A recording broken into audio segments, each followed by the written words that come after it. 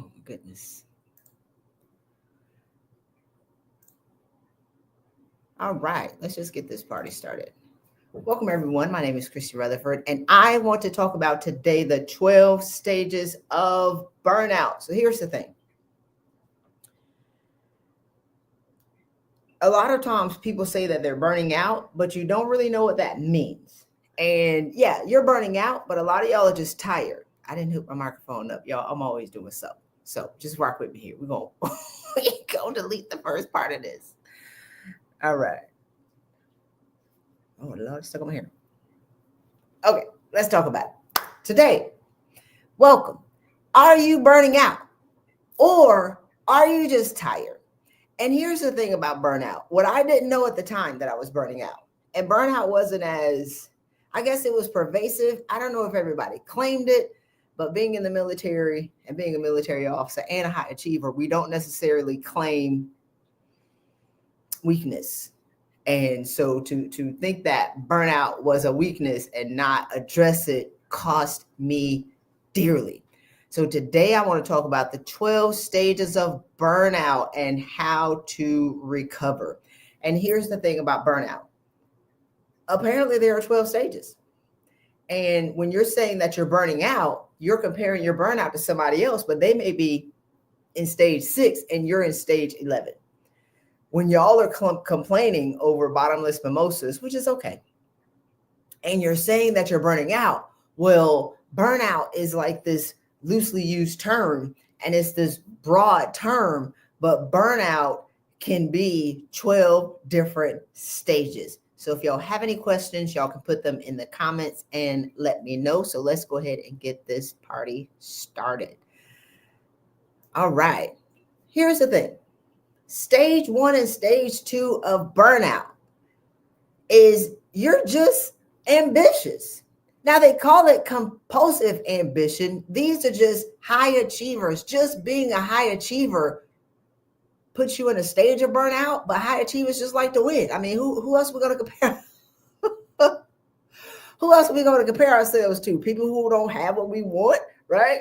And the thing about high achievers, I love to talk to high achievers because we're not going to admit to anything. We can be on fire and you will never know it because we're never, ever, ever, ever, ever, ever, ever going to confess that we got some stuff going on. We would rather melt or die before we admit that we got something going on. Stage 2 of burnout, these are like the easy, light, flaky things, is that you're working harder. A lot of college students are burning out. High school students can be burning out. So it's not necessarily before you get to work. And a lot of people are blaming their jobs for why they're burning out. But it's not your job. Now, your job may have accelerated your stages. Just being in the workforce has accelerated your stages. It's not necessarily your job. But stage 2 is when you're saying yes to everything. This is when we're young and sprightly.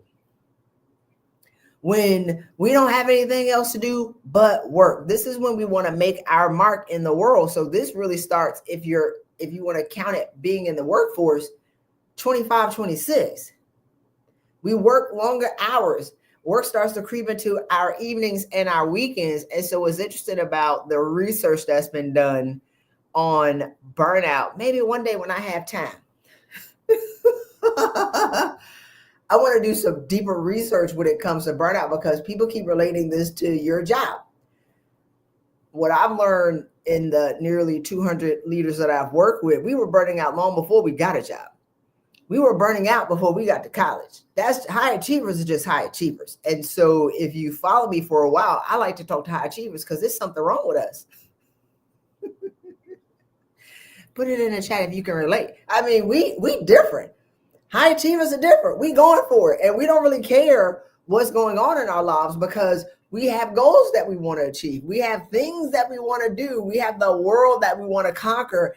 And so we pay, again, a heavy price for burnout. Okay, thank you, Angela. But that starts long before we get to work. Let's get back into it. Stage 3 and 4. Now, these are the early stages of burnout. Your basic needs take a back seat. You start skipping meals. You don't get any sleep. and you start prioritizing things. So you start neglecting your needs. This is common of a woman. This is a mama. This is a spouse. This is a caregiver. Moms rarely prioritize their needs. Ever, ever, ever. So just being a mom, you're in stage 3. Is work, right? Like you're prioritizing not just for your job, is also for your family. It's all the time, like nonstop. You skip meals. I was talking to my niece this morning, and she had this pancake and she left 8 pieces on it. I'm like, man, if you was my kid, I'd be like, Mama dearest, you'll be seeing that pancake tomorrow. She didn't know what I was talking about, but she's 7. So sometimes what busy moms do, you eat what your kids didn't eat and then wonder why, which we're going to talk about in the series. You're thinking in a Snicker and you don't want that. Stage 4 is displacing problems. You know something is off and you address, you feel overwhelmed, but instead of saying, I got something going on, you just keep working. Because the thing about high achievers like to be busy. We have gotten people addicted to needing us. We are addicted to people needing us. We are addicted to serving. We're addicted to working. We're addicted to proving people wrong. We're just addicted. We're just different, right? And so we rarely take care of ourselves. We don't spend time with our families after a while because it's work 100% of the time. And so typically what single high achievers do is always work. We don't have time to go out. We don't have time to, we don't have time to date. We don't have time to, be emotionally available. For heaven's sakes, I got work to do. How long I got to be playing these mind games? I act like I'm a damsel in distress so I can get this dude's attention. Man, I'm busy. I ain't got time. While we rubbing our own leg at night, singing tweet song to my There Goes Our Shirt Up Over Our Head. Oh my, y'all know what I'm talking about. But I've noticed with my clients and their kids, it's like you're tired and you're too tired to give anything to yourself, and you're too tired to feel like a great mom. You're too tired to feel like a great spouse, and then you're too tired to feel like a great leader. So you're just walking around tired. So I want to, before we jump all the way in, and I'm going to bounce in and out of these slides because I want to show y'all what's possible. I want to show you what's possible for yourself if you choose to address what's going on with you and stop trying to bury it saying, I'm okay. You're not okay. It is not okay to, it's okay not to be okay. It's not okay to stay there. And I'm doing a 12-part series apparently every day for the next 12 days. Because, we came in 2025. Between the stuff between New Year's Eve, California's on fire. Y'all are already expecting hell of what's going to go on in the year. Some people are happy about the election results. A lot of people are miserable. So we came into the year, y'all did, dreading January 20th, and hell that showed up. We ain't even halfway through. We're not even halfway through the month yet. It's insane. So if you're burning out and you're tired, my goal is to save you from self-destruction.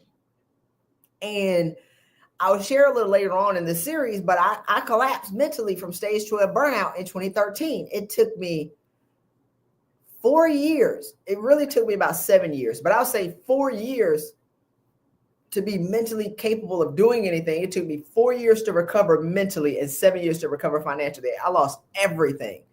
And so my goal with this series is to prevent you from the self-destruction, because only when you collapse mentally do you really find out it was all my fault, because I can't blame anybody.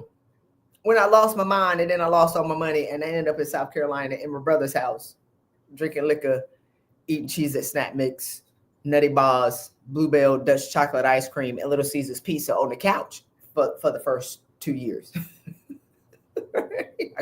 I couldn't blame my boss, because if I blame my boss and if I blame my organization, then that means that I wasn't going to be able to get up, and I needed to get up and get back to it. And so I want to be able to give you this information to show you what's possible with regards to money and with regards to your mental and physical health. So let's start with money. Everybody want to start with money. Say, I want all my money in the comments if you're with me. So this is November 16th. This is about 2 months ago. This is my client. She was laid off in February. She was mad about it, bitter about it, complaining about it. She finally reached out in June and we started to do the work. Now, what is the work? I want to be clear. We have assisted women with getting over $20 million in salary raises. But how do we do that? I help them recover from burnout. It is not about the money. Now I have to sell people what they want and give them what they need. Y'all want money? Great. You want to, leave your toxic job? Great. You want to do all these things? Great. But I'll give you what you need, which is help you identify that you are burning out and help you recover from that. So between June, when she started to do the work, and actually I had her take 2 months off. Actually, I think it was about 4 or 5 weeks off because she was frantic in finding a job. Now she has money. The thought of being laid off and being pissed off and being with this organization for over 20 years, she was big mad. And so to now panic because she's accustomed to working, because high achievers who ain't, she's had a job for at least 26 years. She wasn't used to not doing anything, so she didn't really know what to do with herself. So she wasn't resting. She was looking for another job, which was accelerating her burnout and not being, how do I say this? Not being someone that anybody wanted to hire with her burnout and smoked out self. Then she felt defeated. So y'all are going into these jobs, burnout and tired. And then that turns off any hiring manager, because who's going to hire somebody who's dragging bottom? Like, you're not that welcoming. They see red flags when you walk in the door. But the thing again about high achievers, we so used to being tired and smoked out, we don't really know red flags, alarms, bells, and whistles are going off. So I had her not look for a job for about 5 weeks. I said, man, you need to get some sleep. How about you just get some rest? Do you have money? Yeah, I got money. Okay, great. And they gave her a severance. Once she did the work, she doubled her salary. Boom. Now, here's the thing about doubling salaries. We've doubled 27 women's salaries in the past 5 years. The last job she was at, she took a pay cut. So when she started to look for new jobs, she took a pay cut, and now she's working around chickens. When she's an eagle, she forgot she was an eagle. Over there clucking with the chickens. I told her God laid you off because he got tired of you. If you came here to be great, if you came here to break generational patterns for your family, you took a pay cut and got comfortable, then forgot who she was. I said, God snatched you out of that job. Don't be mad at the people for laying you off. They gave you a severance. Let's get this money. Let's get your mind right. So we doubled her salary in November. But you see right there, the top performers, this is a sales job. $500,000 last year. She started in January. She started a couple weeks ago, right? So her goal is to 4x her salary. Like that. She's already valued at $500,000. Oh, she's going to kill it. Now, what's the difference between her showing up, pretending to be a chicken, or being a tired eagle that got 2 feathers left, and how she showed up in November to get this job? She was so passionate about what she wanted to do. She was excited. She wasn't tired. She de-aged. She was like a teenager, right? She de-aged. People want people who are passionate on their teams. They don't want you if you just got a post. Now, she's qualified. She has the experience, but she came in there looking crazy, didn't know who she was, applying for jobs that didn't double her salary. So she was going to be out of position and create a toxic work environment. And so they didn't allow that. You can 4x your salary this year if you want to. You can at least double it because you're already out of position. You already don't belong where you are. You're just smoked out and too tired to recognize where you are. So here we go. Stage 5, burnout. You abandon things that used to matter most. Family dinners, hobbies, friendships, and you convince yourself that work is the only thing that deserves your time. Raise your hand if you've done that. I didn't have time to I did come home for Christmas, Thanksgiving, But when I burned out and I moved in with my brother, I found out that the special moments were like the 1-year-old birthday parties, the baby showers, the bridal showers, like all these things. I didn't have time for that. Me and my friends, we used to always go out for dinner. We didn't have time for that when we got busy, because as a leader, the expectations of a leader are crushing. And we just start to stack things on our plate. We start stacking at 25. We get the next promotion. We get this job. We get a degree. We get this. Y'all got family, got kids, got spouse. Like, so you start to stack all these things up on your plate. You never take anything off your plate. So I want to ask you, are you operating in your 30s and your mid 30s, 40s, 50s with the same tenacity that you had in your 20s, and you haven't removed anything from the plate? Are you just stacking stuff up and wondering why you're burning out and you're tired? Is like, you want to bring something in, you got to let some stuff go. And I found that a lot of women are terrified to get a promotion because they don't want to work harder. Well, the worker bees always work harder than the queen bee. You don't have to work harder when you get a promotion. That's not true. That's what women think. That's not true. You actually can work less. You can have balance. You can be a great leader, a great mom, a great spouse, a great daughter. You can have all these things, but you have to own where you are, which is stage 6, denial of new problems. Your relationships are suffering, but instead of taking responsibility, you blame other people. You can't stand your colleagues. You say they're lazy, they're unreasonable, and your workload is unfair. But here's the thing. You are working 3 times as hard. They're not requiring that of you. You working 3 times as hard to prove that you have value in a job that you already have. You're working 3 times as hard to prove to them that you belong there where you're there.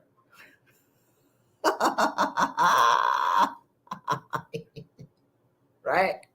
Like, because you're so locked into proving. So you're at work and you're working now as a manager or mid-level leader. You come home and you're a bully. You come home because y'all was a military officer. So y'all know that's why I was single. I'm trying to boss men around. The men that I was dating didn't want to date a dude. and I was unaware, drinking red berry Ciroc with muscadine juice out of a mason jar in South Carolina will illuminate a lot of problems that you got going on in your life. I'm just saying. Don't knock that muscadine juice and red berry Ciroc until you had it. Anyway, so are your relationships starting to suffer because you're not willing to admit where you are right now? And you're working harder and you're taking on extra projects and you're too afraid to say no when they come to you and be like, Tony just left. Will you take his responsibilities? And you be like, yes, because I'm going to show them that I belong here and I'm going to do his job and I'm going to do my job and then they're going to promote me. How many of y'all have fallen for that okie doke? Put me in the chat. I mean, that's a lie. That has never happened. So here's my client. Nope, that's not her. Nope. Where I put it? Dang, I didn't put it in here. All right, we'll do it later. So I thought I had one where my client, she asked for more money. She was like, if you want me to take this dude's job temporarily, if you give me more money. So we'll talk about it. We'll do that tomorrow. So here's the thing about being happy. Renee, thank you for leaving this on my LinkedIn page. It was public knowledge. I can put it on here. She says, you speak truth about peace and passion that is unfathomable until you experience it for yourself, right? Like, when I tell people y'all can be free, y'all be like, what is she smoking? I don't smoke. When I tell women you can be happy, you tell me all the reasons why you can't.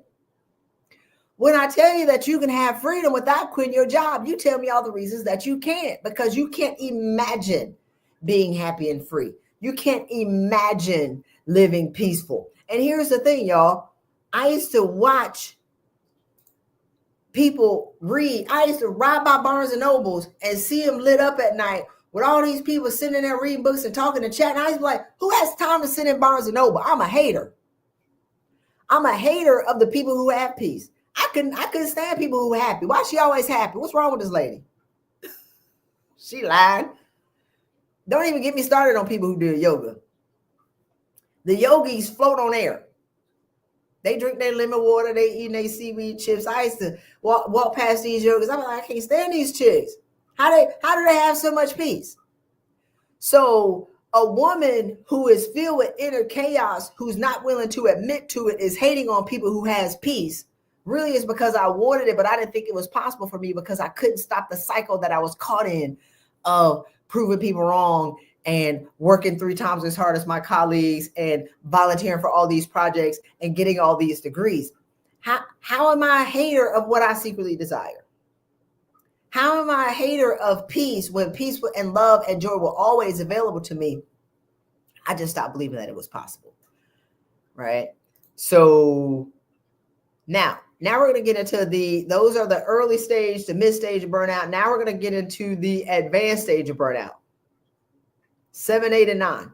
7, 8, and 9 are the advanced stages of burnout, and then 9 or 10, 11, and 12 are the critical stages of burnout. So withdrawal. At stage 7, you're pulling away from people and things that once gave you energy. Your world shrinks to just work and a few guilty pleasures, a few bottles of wine, some chocolate. Y'all saying that massages are a luxury. A massage is a medical necessity. And a lot of the withdrawal, and as I'm looking at how the world has evolved since 2020, y'all just want to be by yourself. Now you're claiming to be an introvert. You just want to be by yourself. You don't really want to be around people. You just want to work 16 freaking hours a day from home. What is the point? You don't want to go in the office, but so there is no line of delineation of this is when my workday starts. It's always work. 16-hour days from home. I'm going to say something. Y'all ain't going to like it. I'm going to say it anyway. Let's see. If we started in 2020. We have yet to see the effect of kids when their moms were of babies, when their moms were working from home and they didn't have access to them. They can hear you in the house, but they couldn't access you. Babies don't understand that, right? And so let me get off that. But I'm just saying, withdrawal. All you do is work. You used to go out and knit or do Zumba or dance or, do art. I was a baker. I used to cook cookies, cakes, pies, cheesecakes, all that stuff. I stopped doing all of that. All I had time to do was work and prove people wrong. I worked from 6:30 in the morning to 10 o'clock at night. And sometimes 11, 12 o'clock at night if somebody called, they sent it on me. Work was my life. I ate breakfast, lunch, and dinner, and 3 snacks, and drank 4 cups of coffee at my desk. I was in my 30s. I'm burning through my good childbearing years, proving people wrong. That was so dumb. And I'm blaming them? Child, please. Stage 8 burnout. It starts to ripple in your family, friends, and colleagues. Right? You're snapping on your family. People telling you that you're not yourself anymore. And here's the thing. I thought that I was hiding my burnout. Y'all, it was oozing. I don't even think it was oozing as much as it was I was a ball of fire. I was lying to myself. I'm snapping on my family. I didn't want to be around them. And what's crazy is for Christmas, I used to go home. I used to have to sleep for 3 days before I engaged my family. They got on my mother nerves. To me, they were crazy. Now they were happy, they had peace. To me, they got on my nerves because they always got something to say. They always ask me, who am I dating? Or when am I going to have kids? Did I gain weight? Did I lose weight? I was mostly gaining weight because I was eating everything. Fried, cheesy, and greasy was my jam. So it's like, who's going to tell a woman, a boss woman, an alpha woman, that she's in trouble? Nobody. Who's going to confront an angry woman and die 1,000 deaths? Are you crazy? So after I burned out, I ain't had nothing else to do. I was with my family all the time. And once I got my mind back right, y'all, and I started to look around, I was like, you knew. They was like, yeah, I knew. I called my friends. I thought I was hiding the stuff. I was like, hold up. Why you ain't say something? They was like, we ain't know what to say. Like, say something. Do you have people who are like looking at you like you crazy and they're concerned, but they're too terrified to say something? That's when you in trouble. They was like, I ain't know what to say. You watch me self-destruct. They kind of rejoiced when it happened. Like, finally, at least she ain't die. They knew something was going to happen. But the thing about, again, being a high achieving alpha, maybe some people are saying it, maybe they're not, but they're terrified. Do you have the capacity to be able to receive that feedback? So the big part of the advanced stage of burnout is your withdrawal. People start to see, and you feel like you're a stranger in your own life. This is what y'all call the imposter syndrome. The thrill is gone. The thrill is gone away. You just here, existing, not living. You just evolving. You're not living your life as a revolution. You just evolving as an evolution, getting gray hair, bags under your eyes. You ain't just here. Looking in the mirror, you don't even look in the mirror at yourself because you're afraid that if you really look in the mirror at yourself, it's going to break or you're going to have to tell the truth. But you still go to work every day, 16 hours a day. You still working to get awards. This is when you get awards and you put them in a box and shove them under the table.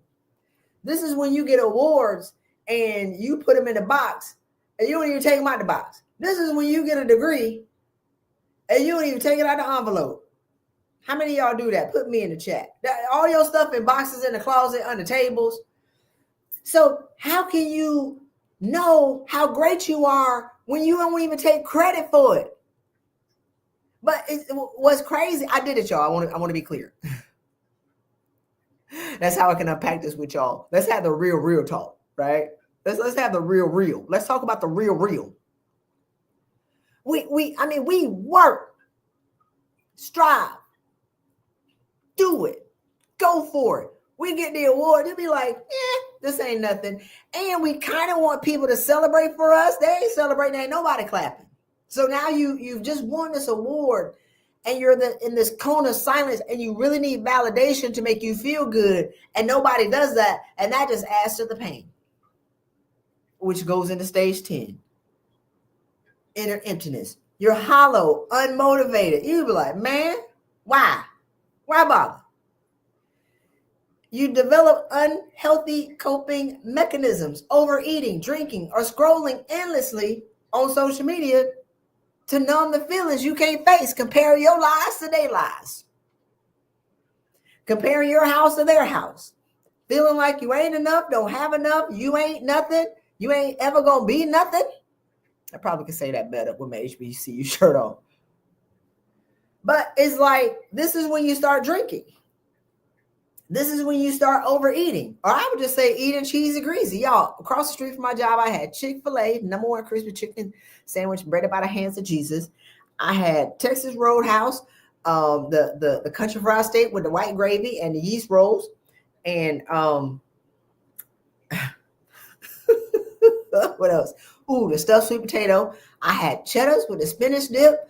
The spazania is what they call it, like a spaghetti lasagna, and then the broccoli casserole, and a Waffle House less than half a mile away from my house with the #1 all-star special with the grits, with cheese on them, scrambled eggs, dry raisin toast, sausage, and a waffle. Okay, y'all see how I know my order? Do y'all know y'all order?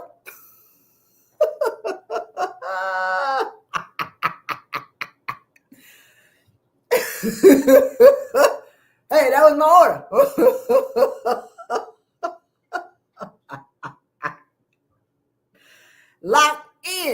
Do you hear me? Oh my gosh, yo, I ate everything, and my buttons were so tight. I was like, the dryer is shrinking my clothes. Yeah, I was a 14 tight. Y'all know what a 14 tight is. A 14 tight is, I'm not buying no 16. And I'm tall. I want to be clear. And here's the thing. In the emptiness, I was, and now, so I'm already burning out, y'all. Like, I mean, on fire. My job was crazy. Now I got my seat at the table. I would say stage 10 started when I got my executive seat at the table.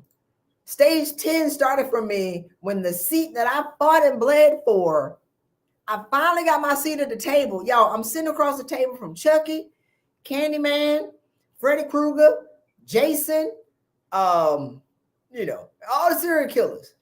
Freaking Beetlejuice, all of them. I got to go in a meeting every day with all the serial killers.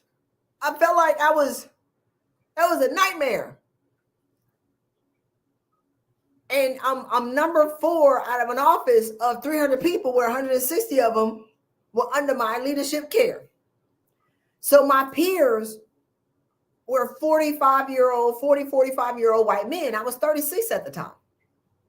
So I don't have nobody to talk to. And ain't nobody gonna talk to the boss. Who gonna talk to the boss? So I'm lonely in Port Arthur, Texas, eating everything. I hated my life. I hated my job. I hated everything. I hated myself. Like, how did I get here? So here's the thing about leadership that nobody really talks about, which let's just talk about this thing. Leadership is tough. Don't nobody like the leader. Nobody loves nobody. Leadership is not a popularity contest. If you're trying to be a leader to be popular, you might hang it up. Nobody laughs at the leader's jokes. I'm a comedian. I crack a joke. Everybody stone face me. I'm like, I know that was funny. I know what I say is funny. I'm a class clown. What are you talking about? But nobody really wants to. People are programmed and conditioned to hate leaders. And I finally got the position that I wanted, and nobody, like, the people just didn't, I'm not going to say they didn't like me, but they didn't like my position. They were just conditioned to hate me or hate the position. It took them time to warm up to me. When I say stuff, they like stone face. I know that was funny over time. And then I walk off, and it was some people that, one of the women that I worked with like 10 years before that it was a couple of people who I worked with before were in this office, because in the military you move every 2-3 years. So we always in a new office, always with some new haters. And when I walked off, everybody stone faced me when I cracked a joke, and it was hysterical, y'all. I'm let's be clear, I'm funny. And get this microphone in order. And when I walked off, they said, "What's wrong with her?" And her name was Tara. Tara said, "That's who she is. That's who she is." It was actually funny, but didn't nobody think it was. They were terrified to laugh, and it is lonely at the top. So if we're lonely and we're in the room, now we got to fight the freaking lion, tigers, and bears, and we're not prepared to be in the room as women, as Black women, as Black men or women of color. Like, we got a Latina women and, Macedonia. I've coached women all over the world. We're not prepared. We fight to get our seat at the table, but some of us are too tired to keep it. We fight to get our seat in the senior leadership positions, and we too crazy to be able to take feedback and do the job. So you'll see some women who will get to the top, and then they just make their exit. They be like, "I quit." Because we think that when we get to the seat, we get our seat at the table, that we cross the finish line of the marathon. Baby, get up. No, that was just like, you broke the tape of the 5K. Get up. The fight just started. The battles are pettier. We're not mentally capable of doing that because we're carrying everything, and we're working, and we're pushing, and we're pushing, and we're pushing, and we're working, and we're pushing, and just one more award, one more degree, one more this, one more that. We get to our seat at the table, boom, confetti pops. Y'all put that thing on LinkedIn. After about a month in that job, you say, what the F-U-C-K have I done? I want to go back. And y'all know we can't go back. And so a lot of women would just rather die. Y'all have seen it. Than to admit this ain't what I wanted. Because we're locked into our habits. And now we enter into the advanced stages of burnout the critical stages of burnout. You're just incapable of rational thought. This is where their spouses leave. Gone. Pew. And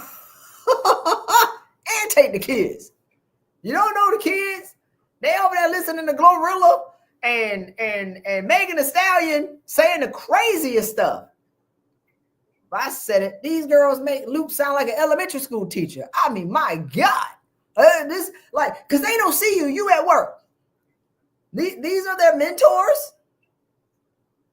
Let me get off that. I wasn't supposed to be going there. Stay the course, Chrissy. Stay the course. But now you're incapable of rational thought. So now you're depressed. Life is great. Things that once brought you joy, man. You feel trapped, exhausted, and unsure of how to move forward and how to get out of the SHIT show that you just created for yourself. It's like I'm watching these women in these houses talking about they depressed with their quartz countertops. They fondue machine in the background. Hold up. I can see your loft in the video. What are you talking about? You depressed on your love sack, your $3,000 sofa with that fireplace in the background. You in at least a $300,000-$400,000 house. What? Now you locked in. You too tired to leave the toxic job. You too exhausted to leave the toxic job because that pay has to now sustain your Jaguar. The pay and the toxic job has to sustain that mortgage that you got. I see you with the cream sofa and the number 45 paint. I'm just playing on that. Well, I mean, the crown molding on the ceiling that you got your freaking fuzzy blanket. Told my brother came to see me because I'm depressed. Man, get up. But here's the thing. Depression has become normal. Y'all call it high functioning depression. Depression is for people who don't want to get up. But the thing about high achievers,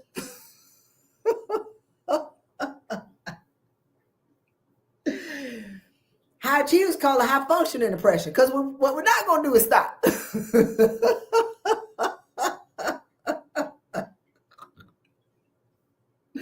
Something wrong with us.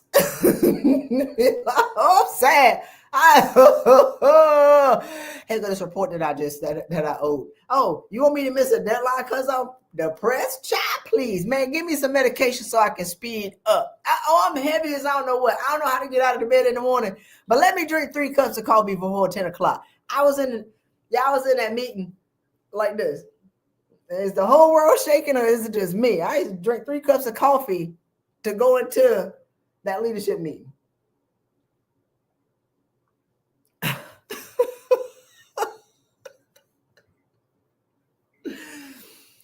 Oh my gosh. Are y'all enjoying this? Put yes. Let's just talk about it. Let's come out of here. Let me get y'all a testimony. So this is my client. This is last September. Now I talked to her in July. No, this was this. Okay, so this is September 2024. I talked to her in July 2023. She was stage 11 burnout, 11.5, 11.2, and was in denial. She thought she had time. Chrissy, let me just keep pressing. I said, you're going to die. If y'all listen to me in any of the, y'all subscribe to my YouTube channel, y'all can watch my clients. I interview my clients on like a whole hour. And I typically say something to them to get their attention of where they are right now, because here's the thing about high achievers. We don't know. And because I experienced it, because I know what it looks like, smells like, sounds like, I know where you are, I'm going to call you out because I'm trying to save you from self-destruction. And so July 2023, she was like, I'm going to wait till November. I said, you're going to die before November. You going to break, your marriage going to break, and your job going to break. Ain't none of them gonna make it till December or November. What are you talking about? But she waited till November. It was crazier. That's all right. Come on. So once we got her in order, once we saved her from dying, pull her off the ledge of not tumbling into stage 12 burnout, because as I've just taken y'all through these burnout series, y'all don't know where y'all are. So y'all can go to my burnout score, is myburnoutscore.com, and see where you are on the burnout scale. I was supposed to say that in the first 40 minutes. I'll do better tomorrow. y'all need to know where y'all are. I'm burning out. Hey, man, you about to die. How do you know? Because I almost died. I know what it sounds like. Once we got her in order, in June of 2024, she wrote me. She's like, all right, Chrissy, because I'm like, man, you might not quit your job. Everybody want to quit their job till my day burning out. Because what's going to happen, let's talk about it. You quit your job, you crazy. Burnt out, smoked out, and desperate. Desperate people get taken care of or get taken advantage of. Desperate people fall for the okie doke. Desperate people take a pay cut. Desperate people do desperate-ish. Desperate women who can't find a job put themselves on clearance like the DSW sticker. What color your sticker? Did you knock off 30%, 40%, 50%, or 70% of your value just to get a job? What color is your DSW sticker? What you doing? You put yourself on clearance because you're tired and you smoked out? You're listening to these people say, oh, you can make $20,000 a month with a t-shirt press or write your book and come make $300,000 a year. They lying. We'll talk about that later. I said, man, don't quit your job. You're crazy. If they don't fire you first, because she'd already been put on performance. All right, don't quit that job. We need that money. So you can see what the real problem is. It's hard, y'all, when you're in the critical stages of burnout to be able to think rationally. Of course, in my mind, my bosses and everybody was the problem. But what I wasn't willing to admit to was I was on fire before he showed up. I had been on fire for 15 years. When the first person told me that I didn't belong, it got cussed, CUZZED, all the way the FUCK out. Do you hear me? My challenges started at the entry source. When they say you don't belong here because you're black, or you don't belong here because you're a woman. So I started working at college. Then when I joined the career. So now I'm in senior leadership. I carry all of that stuff with me. So I want you to think about, as you're like, I want to quit my job. Is it the current set of haters, or how long have you been like this is the question, which is what we're going to talk about tomorrow. How long has it been this way? I think I'm breaking into my weeks. So let me keep on going. But like, y'all want to quit your job, don't quit that job. You need their money to sustain your lifestyle so you can be able to alleviate the burnout, so then you can go where you belong. And don't fall for the okie doke and take a pay cut because you're tired. So here we go. So June, she was like, all right, Christy, I'm ready. Cool. She's like, I asked my boss, like, they're still getting on my nerves. They are toxic. 70% of my clients don't leave their jobs, y'all. My clients are sure that their bosses are the problem until we do the work, and then they see that they're the problem. Let's do the work to see what the real problem is. We've doubled salaries in the same jobs. Two of my clients got promoted in the same organization 3 levels up. They never owned their value because they were too tired.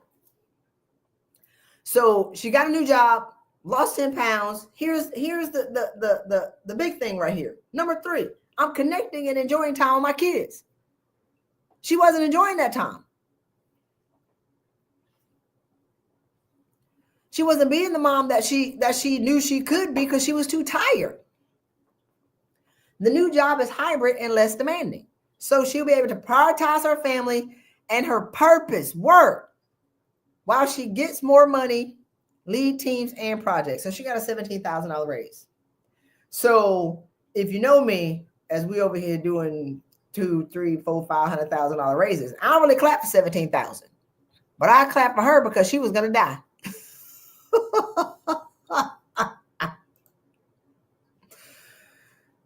All right, last stage. We're gonna get out of here. Full burnout. Lord,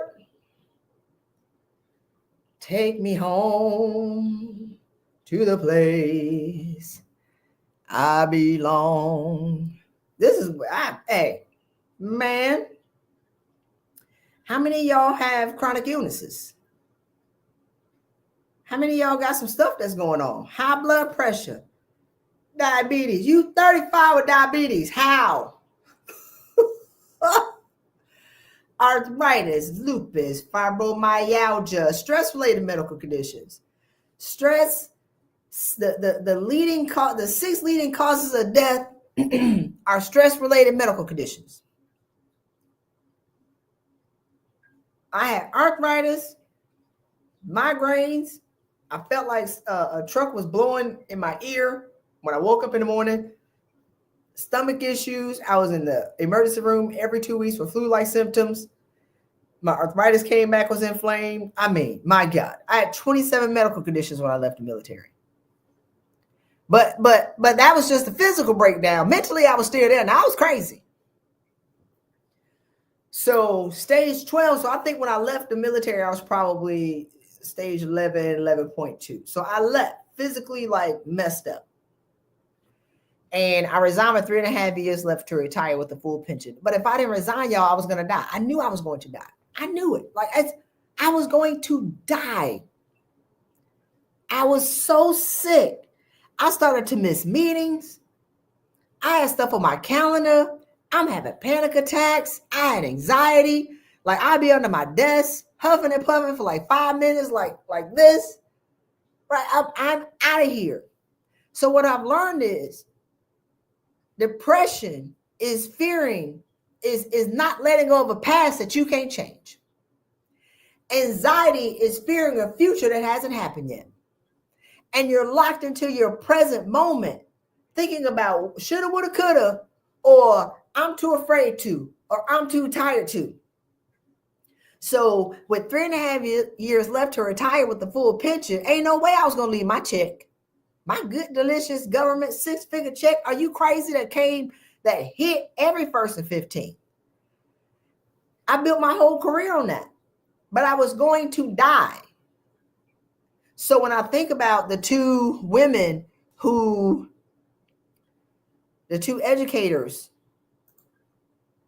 who died, one of them died on stage 2 years ago. They rolled hard, kept on going. The other sister died, 2 college presidents, right? Black women. And then the I don't know her name. She killed herself because she was being bullied by her boss, educator, right? And they rehired him. She wrote an email, say he harassing me, don't let him get away with it. She killed herself. He got rehired. So what I know for sure is when you're in the critical stages of burnout, 10, 11, 12, you're incapable of rational thought. So everybody's like, how could she do that? She's not capable of rational thought. I did it. I was there. And I'm looking for people to give me permission to leave. Yeah, the people that I got addicted to needing me. So when I got ready to leave, people were saying, what are we going to do when you leave? I am about to die. I have people, and I'm not knocking them because they didn't really know where I was. I couldn't explain it because I'm a winner. I'm Christy Rutherford. So when the Superwoman starts suffering, don't nobody hear Superwoman. They see Superwoman, but they don't hear your suffering soul. Christy was suffering. Everybody saw Lieutenant Commander Rutherford, the brand that I built, the monumental golden idol of myself that I created. They didn't hear Christy that was like, my God, because by the time we admit that we're in trouble, high achievers, listen to me. By the time we admit it to ourselves, we 90% in the ground. We are about to die. That's what it takes for us to admit something's going on. We about to die. By the time we tell somebody else, we already in the ground. The only thing is sticking out is our hand. This is when we be like, help. By the time we get a therapist, it's too late. High achievers are different. Everybody getting their therapists. These high achievers tell me, man, I'm all right. I'm like, what? You are about to die. I'm not laughing. Yeah, I did it. It's so crazy. So, yeah, they know. And so here's the thing. I left, started a business. I was with a network marketing company selling coffee. You know, network marketing, everybody rich. And so this is why I always caution people, especially women, not to quit your job for entrepreneurship, because you need 120% brain capacity to launch a business. We already smoked out. We're in stage 11 and 12 burnout. That's by the time we quit. Now we're trying to stack entrepreneurship. We leave multiple six-figure jobs to start a business. We're not mentally capable of the weight of entrepreneurship. So it's almost like if you think about putting a brick on an empty Coke can, smash. So I left my job, saved about $100,000, blew through that in a year. I'm $100,000 earn. I'm bougie. I burned through that money in the pursuit of getting rich in 2 months. And that's how I ended up in my brother's house. Then I mentally collapsed. And once I lost my mind, y'all, I couldn't make money. Once I lost my mind, because I didn't stop. Even when I left my job, physically incapacitated. I had 27 medical conditions. That didn't stop me. I'm still trying to go, do, talk to all these people. It's network marketing, so you got to talk to these people, do all these things. And now I got to prove the current set of haters who say I was stupid for leaving wrong, not knowing that I was going to die. And that was the linchpin that secured my future of ended up in my brother's house. And so it's like, now I can't run for myself anymore. It took me mentally collapsing. Y'all, I slept for a year. I could not y'all, I'm a nerd. I could not coherently create a sentence for a year. All I could do is drink liquor and eat ice cream. That's all I could do. And watch Lord of the Rings. Because Frodo was on the journey.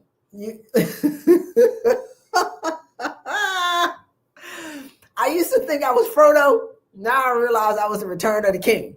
Right? Like if anybody watched Lord of the Rings, I think I'm the only Black person who watches it. But whatever, it's one of my favorite movies. I watched Lord of the Rings. I mean, I promise y'all on repeat 1,000 times.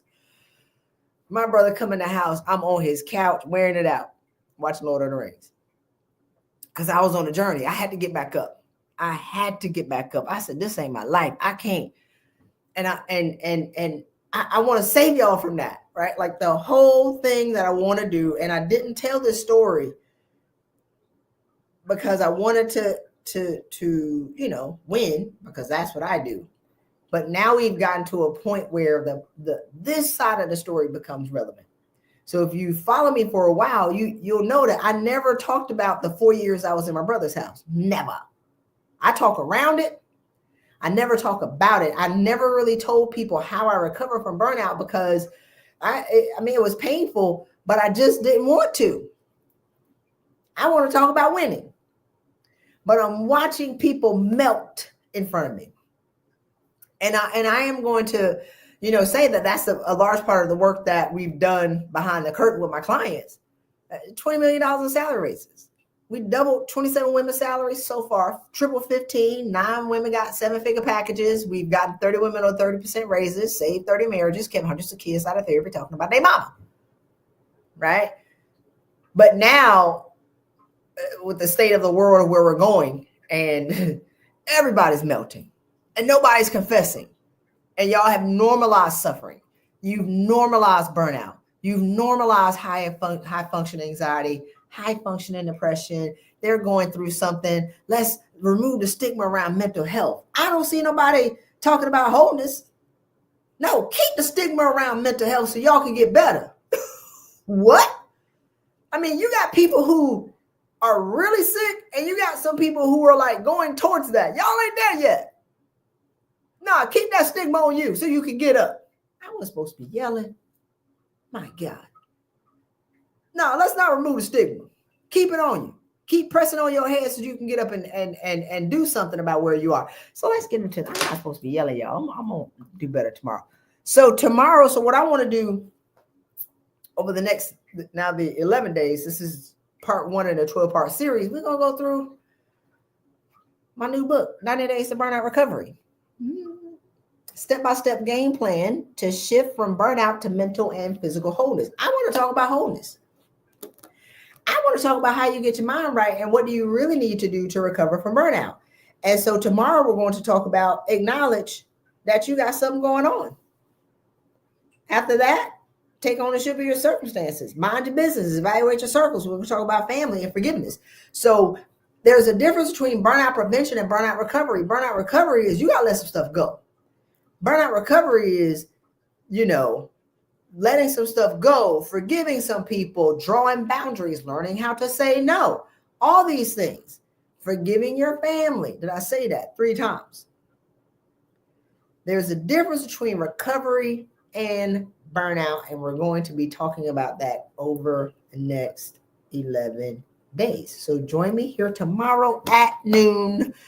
I'll put the notification out on my social media, but y'all go ahead and subscribe to my podcast. I guess ring the bell or whatever. So when I get ready to do another one or we set it up, you'll be here. But see y'all tomorrow. I hope y'all enjoyed this. Let me know in the comments. And let me know if y'all have any questions in the comments. I answer them myself at the moment.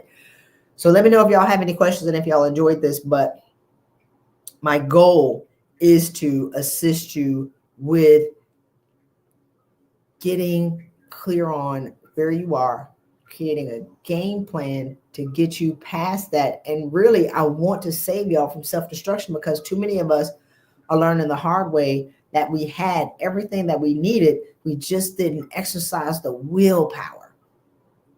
We didn't exercise the willpower to break our bad habits and get out of our own way so we can live a healthy, happy, and harmonious life. And Wallace E. Waddle said in The Science of Getting Rich, he said, never impose your will on another if for their own good, for you don't know what is for their good. The proper use of the will is to act and think and do what you're supposed to do so you can get into alignment to be everything that you're meant to be. And so for 2025, this year I've named for the work that we're doing is alignment and awakening. No, it's awakening and alignment. I want to awaken you to your higher power, awaken your higher being so you can take precedence in your life, so you can get into alignment with your God assignment and be everything that God has called you to be, regardless of what's going on in the world. Circumstances don't make you. Circumstances reveal to you where you are. And if you're afraid of what's going to happen to you in the future, that means that you haven't taken control of your fate.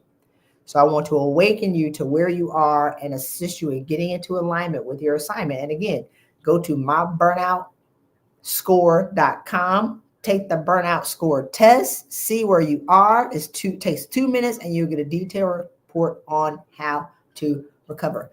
See y'all tomorrow.